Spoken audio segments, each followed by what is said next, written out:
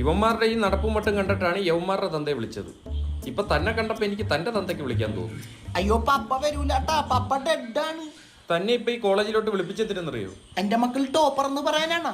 Topper അല്ല, popper അടക്കം രണ്ടും പൊട്ടിയത്. എന്റെ പൊന്നു പപ്പ ഇവരിപ്പോ പഠിപ്പിക്കണമെന്നില്ല, ഭയങ്കര ഉളപ്പാണ്. ആ സാർ ഓട്ടോമാറ്റിക് പഠിപ്പിച്ചിട്ട് കീറിടാനാ കൊള്ളാല്ല. പിന്നെ തന്റെ ഈ മൂത്ത മോൻ ആ ജിണ്ടാപ്പി എന്താണ്? ആ ഒരു കഴിവില്ലാത്തൊരു ഇറക്കൻ. അത് പറയല്ലേ സാറേ, ഡെയിലി 3 പാക്കറ്റ് തീർച്ചയൊക്കെ ഒറ്റയിരിപ്പിന് വലിച്ചോളിയും മച്ചാൻ. അബ്ദുൽ കലാമിന്റെ അവാർഡ് വാങ്ങിച്ച പോലാണല്ലോ താൻ ഇതൊക്കെ പറയുന്നത്. എന്റെ പൊന്നു സാറേ, ഇവന് അർബുദം വരാത്തോണ്ട് ഞാൻ തന്നെ അത്ഭുതപ്പെട്ടു പോയി. കൊച്ചിയിൽ എവിടെ വൈപ്പിന്. തനിക്ക് ഇവന് എത്ര പേപ്പർ ഉണ്ടെന്നറിയോ?